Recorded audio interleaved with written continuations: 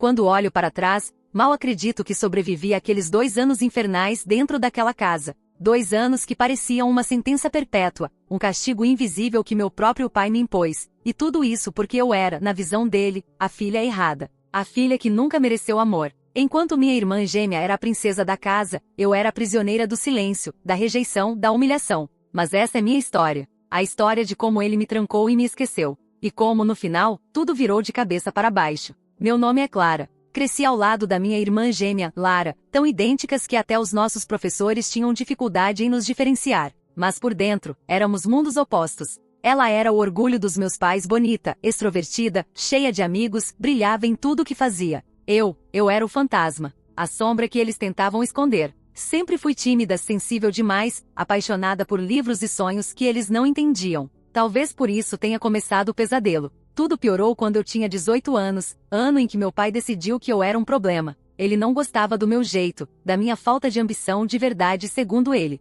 A Lara, claro, já namorava o filho do vizinho, estava brilhando na faculdade e enchendo os olhos da família de orgulho. Eu, por outro lado, me sentia cada vez mais invisível. E foi quando começou a ser pior. Aquele dia está gravado na minha mente. Era um sábado qualquer. Eu saí de casa para uma entrevista de emprego. Tinha conseguido uma chance numa livraria perto do centro. Pela primeira vez, sentia que podia ser alguém. Quando voltei, a porta da frente estava trancada, mas não trancada do jeito normal. Era um cadeado, daqueles grossos, de metal, pendurado no trinco com uma corrente. E meu pai me esperava do lado de dentro, com um olhar frio, como se estivesse fechando a porta para o mundo. Você vai ficar aqui, até eu achar que merece sair. Ele não deu explicações, não me ouviu, não se importou. E eu fiquei ali trancada, como um animal acuado. Meu celular foi confiscado, minhas janelas tinham grades, e eu mal podia respirar naquela casa que virou uma prisão. Os primeiros dias foram uma loucura. Eu gritei, chorei, tentei negociar, mas era inútil. Meu pai dizia que eu precisava aprender a ser digna da família, que minha irmã merecia tudo e eu não passava de um peso.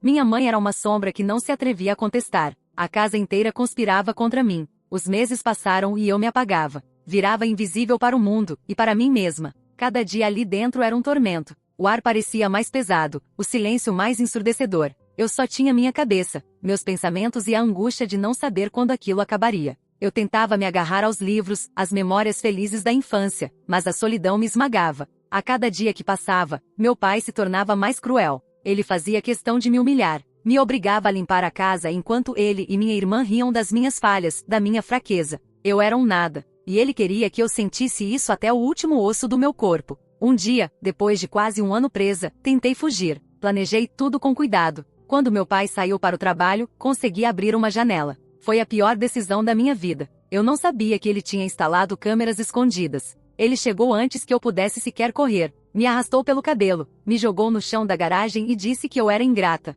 que não merecia nada daquele mundo. Foi quando a coisa piorou. Naquela noite, ele trancou todas as portas, até mesmo as internas, e me deixou sozinha no porão da casa. Sem luz, sem comida decente, só com o cheiro de mofo e desespero. Eu quase morri ali. Quase desisti de tudo. Mas algo dentro de mim não deixou. Uma fagulha de vida, de resistência, começou a queimar. Eu precisava sobreviver, precisava provar para ele, e para mim, que eu valia mais do que aquela tortura. Foi quando comecei a pensar em um plano. Um plano para não só fugir, mas para virar o jogo. Eu sabia que minha irmã, aquela que ele idolatrava, estava prestes a seguir um caminho sombrio, que nem ela mesma enxergava. E eu decidi usar isso a meu favor. Mas tudo mudou no dia em que a minha tentativa de libertação quase virou um desastre fatal. Aquele dia poderia ter sido meu fim, mas foi o começo da minha redenção. Eu não posso contar tudo agora, não ainda. Mas sei que você quer saber o que aconteceu, como eu consegui virar a mesa, e como o pai que me trancou acabou dependendo de mim hoje até para comer.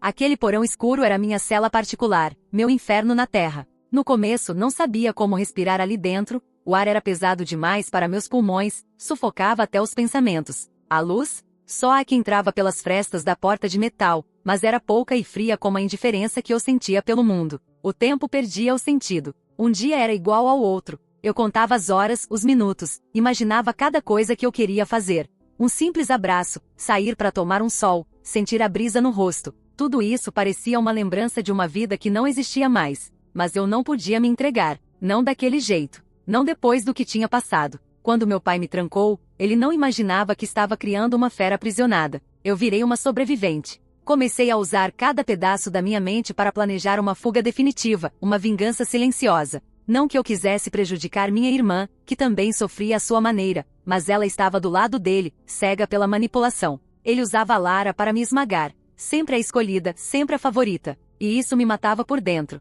Mas eu não era mais a menina frágil que chorava sozinha no quarto. Ali, naquele buraco escuro, eu comecei a me reinventar. Lembrei das lições dos livros que devorava, das histórias de heroínas que venceram o impossível. Aquelas palavras foram o combustível que eu precisava. No entanto, a realidade me castigava brutalmente. Meu pai tinha uma regra cruel: eu só podia sair do porão para as tarefas domésticas, sempre sob vigilância. Qualquer deslize era punido com mais castigos. Uma vez, ele me amarrou na cadeira da cozinha por horas porque deixei cair um copo. Minha mãe? Sumida. Ela escolheu ignorar a situação para não arrumar confusão. Minha irmã, por sua vez, tinha medo dele, e eu. Mas a pior parte era quando o medo se transformava em dor. O dia que quase me matou foi um desses momentos. Eu tinha conseguido esconder uma faca pequena na manga do meu casaco, um risco que tomei para tentar abrir a porta da frente. Queria provar que podia escapar, que não era o lixo que eles diziam. Naquela noite, ele voltou mais bêbado do que nunca. Quando me viu segurando a faca, pirou.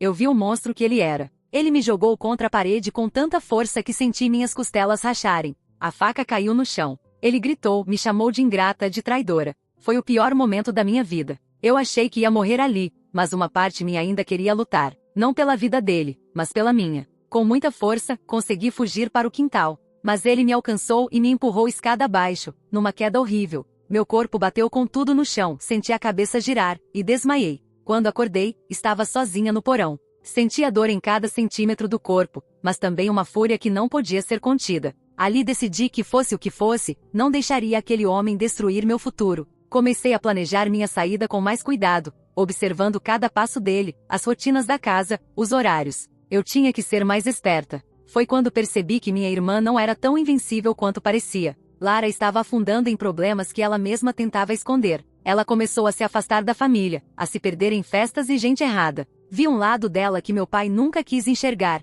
um lado frágil, cheio de medo e solidão. Isso me deu uma ideia. Se eu podia ajudar minha irmã, talvez pudesse usar isso para me ajudar também. Eu não queria magoá-la, só queria que ela visse a verdade, que entendessem que não era só ela que sofria. Enquanto isso, o relacionamento entre meu pai e eu só piorava. Ele parecia perceber que eu estava diferente, mais forte, mais determinada. Passava a me vigiar como um lobo faminto, mas eu era rápida demais para ele. E foi aí que o jogo virou. Uma noite, quando ele saiu para um evento com minha mãe e irmã, deixei o celular escondido no quintal. Liguei para uma amiga da faculdade, alguém em quem eu podia confiar. Contei toda a verdade, toda a prisão, a violência, a tortura psicológica. Ela prometeu me ajudar, mas eu sabia que não podia sair correndo assim, tinha que preparar o terreno, proteger minha irmã e eu. Nos dias seguintes comecei a juntar provas, mensagens, fotos, até áudios da minha voz pedindo ajuda. Eu precisava que alguém de fora soubesse o que acontecia ali, e foi quando a sabotagem aconteceu.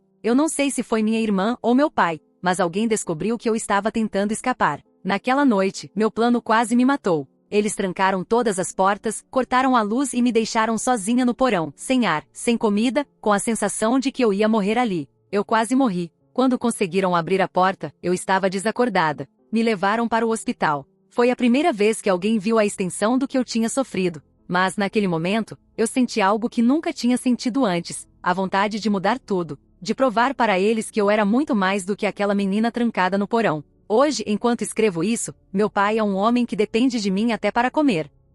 O hospital foi meu alívio e meu julgamento ao mesmo tempo. Quando acordei naquela cama branca, cercada por médicos e enfermeiros com olhares de pena e horror, foi como se a minha prisão tivesse se aberto para o mundo. Mas o peso da vergonha e da dor ainda me esmagava. Eu não tinha forças para contar tudo. Como explicar que o monstro que me havia jogado na escuridão era meu próprio pai? Que a pessoa que deveria proteger e amar me trancou, me destruiu aos poucos? Que minha irmã, a gêmea perfeita, era cúmplice silenciosa? Durante dias, tentei me recompor, mas sabia que nada seria igual. Aquele momento era um divisor de águas. Mas talvez fosse a chance que eu precisava. Recebi visitas de assistentes sociais, psicólogos, policiais, uma rede de gente tentando entender o que havia acontecido. Minha mãe, por algum motivo, desapareceu naquele momento. Sumiu sem explicações, deixando um vazio dolorido. Minha irmã veio me ver uma vez, com os olhos cheios de lágrimas e culpa. Ela pediu desculpas, falou de arrependimento, mas o estrago estava feito. Nossos laços estavam dilacerados, e eu não sabia se conseguiria confiar nela novamente.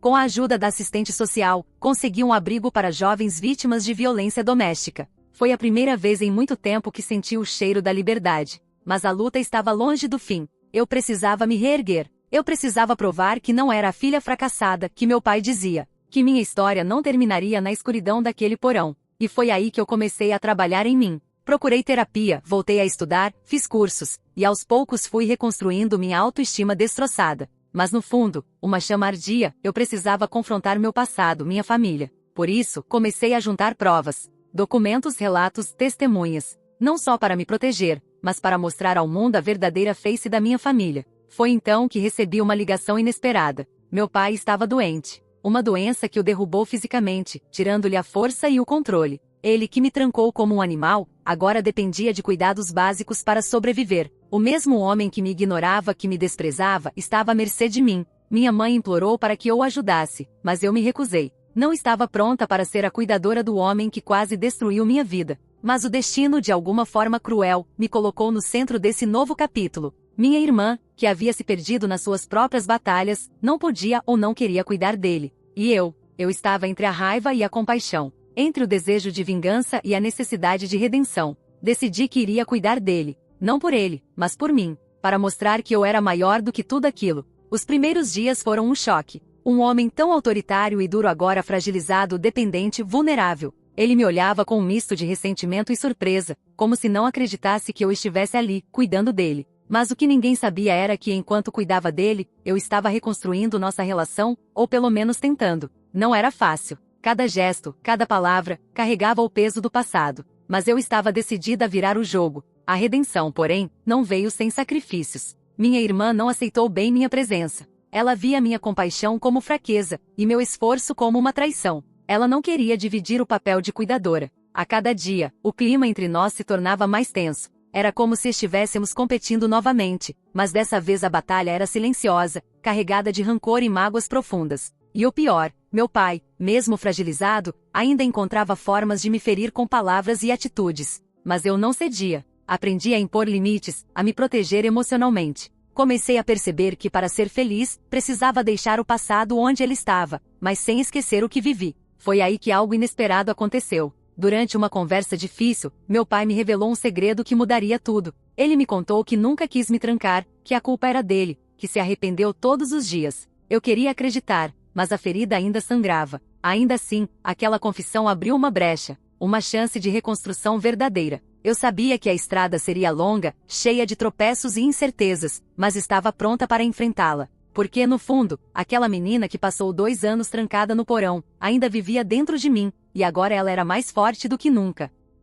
Os primeiros dias cuidando dele foram uma tortura silenciosa. O mesmo homem que me trancou por 2 anos, que me roubou a infância, que me fez sentir menos que nada, agora estava ali, vulnerável e dependente. A ideia me repugnava. Meu coração queimava com uma mistura de raiva, medo e um pouco de pena, não pela criança que fui, mas por aquele velho homem cansado e derrotado. Eu não era uma cuidadora nata. No começo errava tudo, a dosagem dos remédios, os horários das refeições, até mesmo a maneira de ajudá-lo a levantar da cama. Ele se irritava com tudo, resmungava, parecia ressentido por estar naquela situação. Eu também sentia um nó na garganta toda vez que ele me encarava com aquele olhar frio e acusador, como se eu fosse a responsável por todo o caos da vida dele. Mas apesar de tudo, a rotina de cuidados me dava uma sensação estranha de controle. Eu finalmente estava no comando de algo. Aquele homem que me jogou no porão, que me desumanizou, agora dependia de mim para respirar, para se alimentar, para se mover. Era uma inversão cruel, e ao mesmo tempo libertadora.